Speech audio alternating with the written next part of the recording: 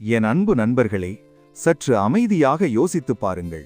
உங்கள் வாழ்க்கையில் நீங்கள் எத்தனை முறை ஏமாற்றப்பட்டிருக்கிறீர்கள்? உண்மையான அன்பை கொடுத்தும் உங்களை யாரும் மதிக்கவில்லை என்று தனிமையில் எத்தனை இரவுகள் கண் கலங்கியிருக்கிறீர்கள்? உங்களின் நேர்மை, உங்களின் கனவுகள், உங்களின் கடின உழைப்பு, உங்கள் இரக்கம் என அனைத்தும் மற்றவர்களால் மிக எளிதாக பயன்படுத்திக் கொள்ளப்பட்டதா? உங்களின் நல்ல குணமே உங்களுக்கு எதிரியாக மாறியிருக்கிறதா? இந்த கேள்விகள் இப்போது உங்கள் மனதை உறுத்தினால், உங்கள் கடந்த கால காயங்கள் உங்கள் கண்முன் வந்தால், இந்த வீடியோ உங்களுக்காக மட்டும்தான். இந்த உலகில் வெகுளித்தனமாக இருப்பது, எல்லோரையும் எளிதாக நம்புவது ஒரு நல்ல குணம் என்று நீங்கள் நினைத்துக் கொண்டிருக்கலாம். ஆனால் அதுவே உங்களின் மிகப்பெரிய பலவீனமாக மாறும்போது உங்கள் வாழ்க்கையே கேள்விக்குறியாகிறது. சமுதாயம் உங்களை ஒரு முட்டாளாக பார்க்கத் தொடங்குகிறது. இன்று நான் உங்களுக்கு கூறப்போவது சில சாதாரண மோட்டிவேஷனல் வார்த்தைகள் அல்ல.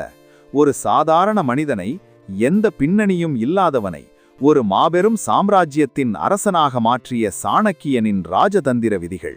இந்த வீடியோவை முழுமையாக பார்ப்பதற்கு முன், அறிவாளிகளின் கூட்டத்தில் இணைய உடனே நமது சேனலை சப்ஸ்கிரைப் செய்து பெல் பட்டனையும் அழுத்துங்கள். ஏனென்றால் அடுத்த 15 நிமிடங்களுக்கு பிறகு நீங்கள் பழைய ஆளாக இருக்க மாட்டீர்கள். யாராலும் ஏமாற்ற முடியாத ஒரு புத்திசாலியான சாணக்கியனாக மாறப்போகிறீர்கள். வாருங்கள், அந்த 13 விதிகளுக்குள் நுழைவோம். விதி 1. உங்கள் பலவீனங்களை ஒருபோதும் வெளிப்படுத்தாதீர்கள். நண்பர்களே, மனிதர்களின் இயல்பு என்ன தெரியுமா? நீங்கள் பலமாக இருக்கும் வரை உங்களைச் சுற்றி வருவார்கள். ஆனால் உங்கள் பலவீனங்களை நீங்கள் யாரிடமாவது கூறினால் அவர்கள் அதற்காக பரிதாபப்படுவார்கள் என்று நினைக்காதீர்கள். மாறாக, தகுந்த நேரம் வரும்போது அதையே ஆயுதமாக பயன்படுத்தி உங்களை வீழ்த்த முயற்சிப்பார்கள். இதுதான் உலகின் முதல் மற்றும் மிக முக்கியமான கசப்பான உண்மை. ஒருமுறை ஒரு பெரிய நிறுவனத்தின் CEO தன்னுடைய தனிப்பட்ட மன அழுத்தத்தை பற்றி தன்னுடைய மிக நெருங்கிய நண்பர்களிடம் தன் வலியை பகிர்ந்து கொள்வதற்காக கூறினார். ஆனால் நடந்தது என்ன தெரியுமா? அவர் யாரை நம்பினாரோ அவர்களே அது சில நாட்களில் வியாபார உலகில் ஒரு வதந்தியாக பரவ காரணமாயினர். அவரின் போட்டியாளர்கள் அந்த தகவலை பயன்படுத்தி அவர் மனதளவில் பலவீனமாக இருக்கிறார் என்பதை வாடிக்கையாளர்களிடம் பரப்பி அவருக்கு பெரும் நஷ்டத்தை ஏற்படுத்தினர். உங்கள் பலவீனங்களை மற்றவர்களுக்கு காட்டும்போது நீங்கள் ஒரு திறந்த புத்தகத்தைப் போல ஆகிவிடுகிறீர்கள். உங்கள் காயங்களை ஒருபோதும் உலகிற்கு காட்டாதீர்கள். இந்த உலகம் காயங்களுக்கு மருந்து போடுவதை விட அதில் உப்பு தடவுவதையே அதிகம் விரும்பும். நீங்கள் ஒரு விஷயத்தில் பலவீனமாக இருந்தால் அதை யாருக்கும் தெரியாமல் ரகசியமாக மேம்படுத்துங்கள். புது இடங்களில் பேச தயக்கமா? தனிமையில் பயிற்சி செய்யுங்கள். ஆங்கிலம் பேச வராதா? ரகசியமாக படியுங்கள். உங்கள் பலவீனம் உங்களை வீழ்த்துவதற்கு பதிலாக அது உங்களை மேலும் வலிமைப்படுத்தட்டும். விதி 2. சரியான நேரத்தில் சரியான வார்த்தைகளை பேசுங்கள். மௌனத்தின் சக்தி. பேச்சு என்பது ஒரு கூர்மையான வாள். அதை சரியாக பயன்படுத்த தெரியாதவர்கள் தங்கள் நாக்காலேயே தங்கள் வாழ்க்கையை அழித்துக் கொள்கிறார்கள். உளவியல் என்ன சொல்கிறது என்றால், அதிகம் பேசுபவர்களின் மதிப்பை இந்த சமூகம் குறைத்து விடுகிறது. ஒருமுறை ஒரு நிறுவனத்தின் குழுவில் ஒரு புதிய பணியாளர் சேர்ந்தார். முதல் கூட்டத்தில் அவர் மிகவும் உற்சாகமாக அனைத்திலும் தன்னுடைய கருத்தை கூறினார். தனக்கு எல்லாம் தெரியும் என்று காட்டிக்கொள்ள நினைத்தார். ஆனால் அது யாருக்கும் அவ்வளவாக பிடிக்கவில்லை. கூட்டத்தின் முடிவில் மேலாளர் அவரிடம், நீங்கள் அதிகம் பேசுகிறீர்கள், மற்றவர்களையும் பேசவிடுங்கள் என்று அனைவர் முன்பும் கண்டித்தார். அந்த பணியாளர் தன் அவமானத்தின் மூலம் தன் தவறை உணர்ந்தார். அடுத்த கூட்டத்தில் அவர் அமைதியாக இருந்தார். எல்லோரும் பேசி முடித்த பிறகு அவர்கள் பேசிய அனைத்தையும் உள்வாங்கி கடைசி நிமிடத்தில் ஒரே ஒரு வாக்கியம் மட்டும் மிக தெளிவாக பேசினார். இந்த திட்டத்திற்கு ஒரு புதிய சந்தை உள்ளது, அதை நாம் இப்படி அணுகலாம். அந்த ஒரு வாக்கியம் அனைவரின் கவனத்தையும் ஈர்த்தது. மௌனம் ஒரு சக்தி வாய்ந்த ஆயுதம். அமைதியாக கவனிப்பதன் மூலம் நீங்கள் எதிரியின் மனநிலையையும் அவர்களின் பலவீனத்தையும் புரிந்து கொள்ளலாம். எப்போது பேச வேண்டும் என்பதை விட எப்போது அமைதியாக இருக்க வேண்டும் என்று தெரிந்தவனே உண்மையான அறிவாளி. விதி 3. உங்களை நீங்களே மதியுங்கள். நீங்கள் உங்களை மதிக்காத வரை இந்த உலகம் உங்களை ஒருபோதும் மதிக்காது. ஒரு அலுவலகத்தில் வேலை பார்க்கும் பெண்ணின் கதை இது. அவள் தன் அலுவலகத்தில் உள்ள அனைவரின் வேலையையும் இழுத்து போட்டு செய்வாள். எல்லோர் முகத்திலும் புன்னகையை பார்க்க வேண்டும் என்பதற்காக இரவு நேரம் வரை வேலை செய்வாள்.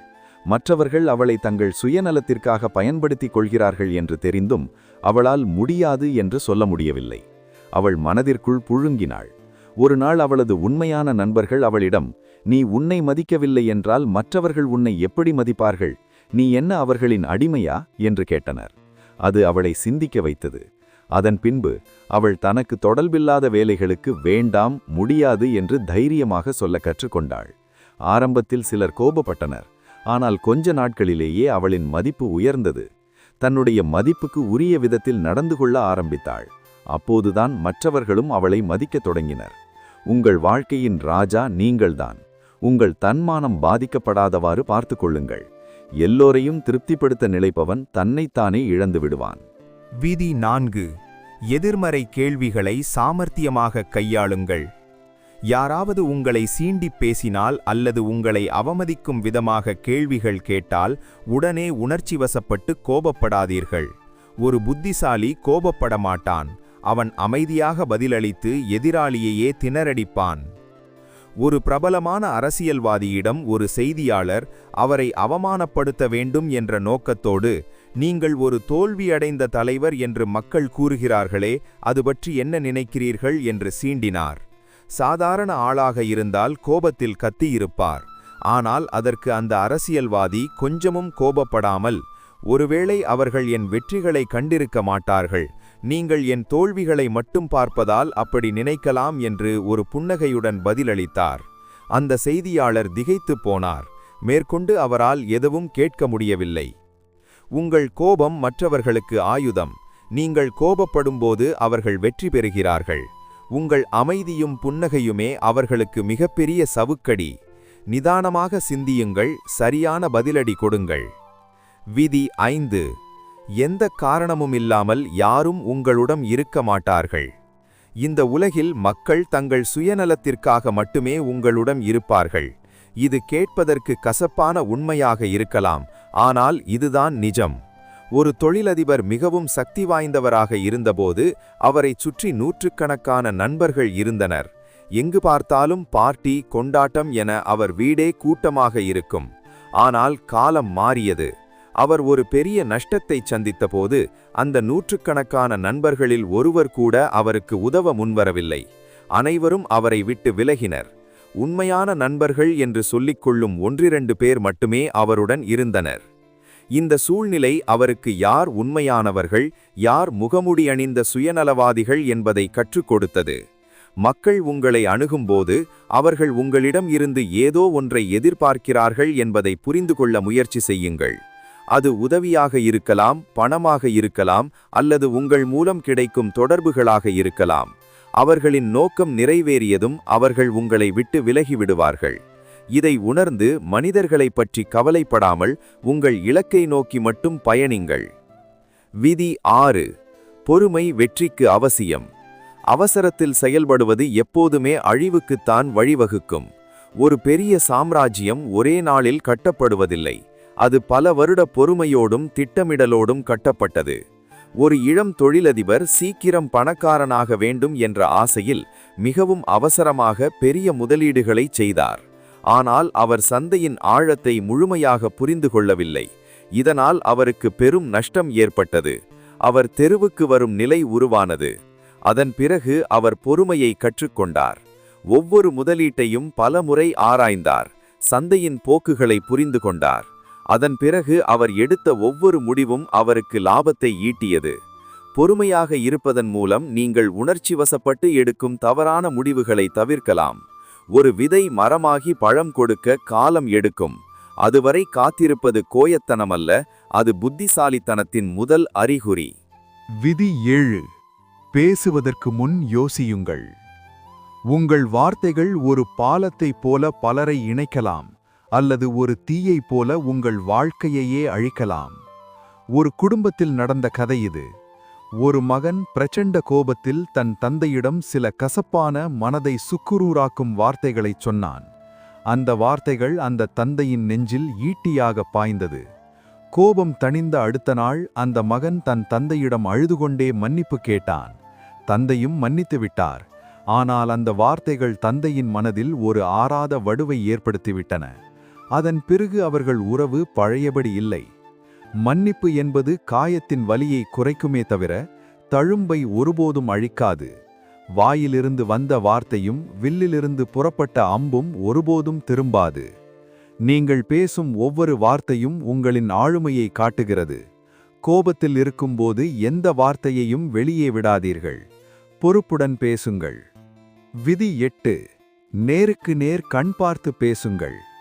கண்களை பார்த்து பேசுவது உங்கள் தன்னம்பிக்கையை வெளிப்படுத்தும் மாபெரும் ராஜதந்திரம். ஒரு நேர்காணலில் ஒரு இளைஞன் அதிகாரிகளின் கண்களை பார்த்து பேசாமல் கீழேயும் பக்கவாட்டிலும் பார்த்தவாறு இருந்தான். அவனுடைய பதில்கள் அனைத்தும் மிகச்சரியாக இருந்தபோதிலும் நேர்காணல் செய்பவருக்கு அவன் ஏதோ பொய் சொல்கிறான் அல்லது தன்னம்பிக்கை இல்லாமல் பயப்படுகிறான் என்று தோன்றியது. அவனை அவர்கள் நிராகரித்தனர். இன்னொரு இளைஞன் வந்தான். அவன் அனைவரின் கண்களையும் நேருக்கு நேர் பார்த்து நிமிர்ந்து உட்கார்ந்து பேசினான். அவனுக்கு சில பதில்கள் தெரியவில்லை என்றாலும் அவன் பேசும் ஒவ்வொரு வார்த்தையும் உண்மையானது என்று அதிகாரிகளுக்கு தோன்றியது. அவனுக்கு வேலை கிடைத்தது. கண்களை பார்த்து பேசும் கலை மற்றவர்களை உங்கள் கட்டுப்பாட்டிற்குள் கொண்டு வரும். இது நீங்கள் தைரியமானவர் என்பதை உலகுக்கு உணர்த்தும். விதி 9. உங்கள் எல்லைகளை நீங்களே வகுத்துக் கொள்ளாதீர்கள். உங்களுக்குள் ஒரு எல்லையை வகுத்துக் கொண்டால் ஒருபோதும் வளரமாட்டீர்கள். ஒரு சிறிய நண்டின் கதை இது. அது ஒரு பெரிய கடலை தாண்டிச் செல்ல விரும்பியது. ஆனால் அதன் சக நண்டுகள், நாம் சின்னஞ்சிறு உயிரினங்கள், நாம் ஒருபோதும் பெரிய கடலை தாண்ட முடியாது, ஆசைப்படாதே என்று கூறின.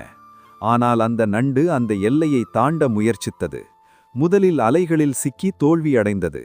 ஆனால் ஒவ்வொரு முறையும் விடாமுயற்சியோடு போராடி இறுதியாக அது கடலை தாண்டியது. இந்த சமூகம் உங்களை ஒரு வட்டத்திற்குள் அடைக்க பார்க்கும். உன்னால் இது முடியாது, உனக்கு இது செட்டாகாது என்று சொல்லும். நீங்கள் அதை நம்பி உங்களை ஒரு குறிப்பிட்ட எல்லைக்குள் வைத்துக்கொண்டால் நீங்கள் ஒருபோதும் பெரிய சாதனைகளை புரிய முடியாது. உங்கள் ஆறுதல் வட்டத்திலிருந்து வெளியே வாருங்கள். உங்கள் இலக்குகளை பெரிதாக வையுங்கள். உங்கள் முயற்சிகளை அதைவிட பெரிதாக வையுங்கள். விதி 10. லட்சியம் இல்லாதவர்களிடமிருந்து விலகி இருங்கள். உங்கள் நண்பர்கள் யார்? நீங்கள் யாருடன் உங்கள் அதிக நேரத்தை செலவிடுகிறீர்கள்? இதுவே உங்கள் எதிர்காலத்தை தீர்மானிக்கும். கனவுகளும் லட்சியங்களும் இல்லாதவர்களுடன் பழகினால் உங்களின் ஆற்றலும் உங்களின் காலமும் வீணாகிவிடும். அக்னிச் சிறகுகள் கொண்ட ஒரு கழுகு குஞ்சு தவறுதலாக சாதாரண பறவைகளின் கூட்டத்தில் சிக்கி வளர்ந்தது. தானும் ஒரு சாதாரண பறவைதான் என்று நினைத்து கோழிகளைப் போல தரையிலேயே இரை தேடிக் கொண்டிருந்தது. ஒரு நாள் ஒரு முதிர்ந்த கழுகு அதனிடம் வந்து, நீ சாதாரண பறவை அல்ல, நீ வானத்தை ஆளும் கழுகு, உன் சிறகுகளை விரித்துப் பார் என்று சொன்னது. அந்த வார்த்தை அதன் பார்வையையே மாற்றியது.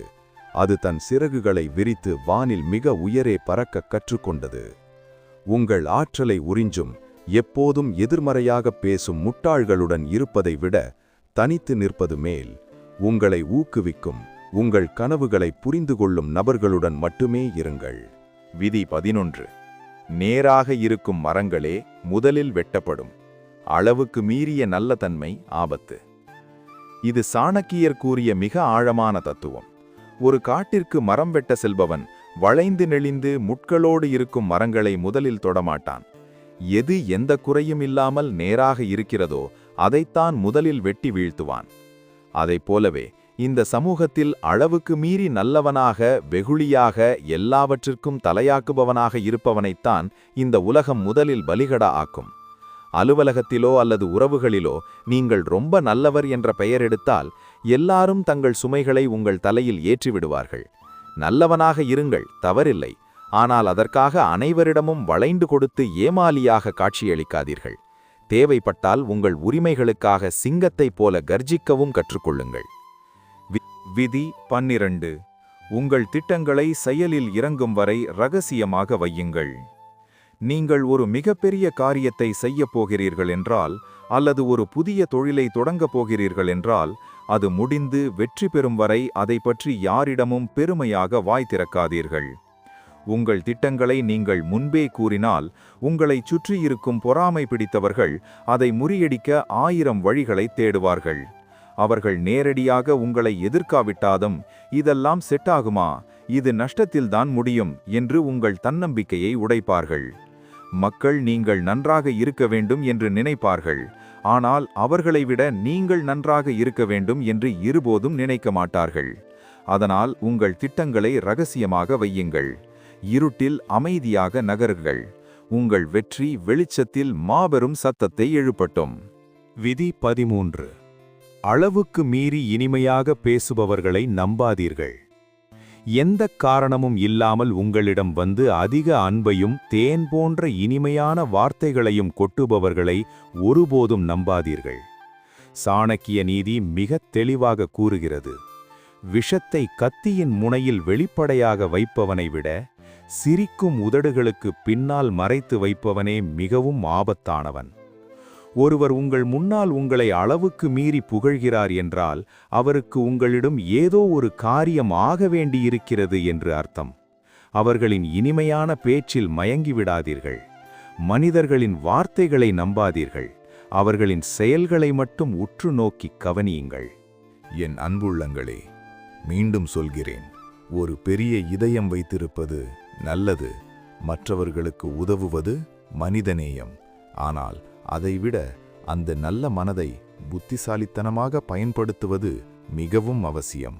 உங்கள் மூளை மற்றும் இதயத்தை ஒன்றாக பயன்படுத்துங்கள். இந்த 13 ராஜதந்திர விதிகளை உங்கள் வாழ்க்கையில் நீங்கள் பின்பற்றத் தொடங்கினால் இந்த உலகத்தில் எந்த ஒரு கொம்பனாலும் உங்களை ஏமாற்றவோ வீழ்த்தவோ முடியாது. நீங்கள் தொட்டதெல்லாம் வெற்றியாகும்.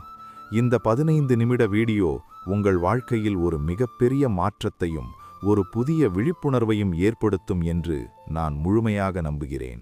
இது வெறும் வீடியோ அல்ல, இது ஒரு வாழ்க்கை பாடம். இந்த 13 விதிகளில் எந்த விதி உங்கள் மனதை மிகவும் ஆழமாக தொட்டது? உங்களின் கடந்த கால அனுபவத்தோடு ஒத்துப்போனது?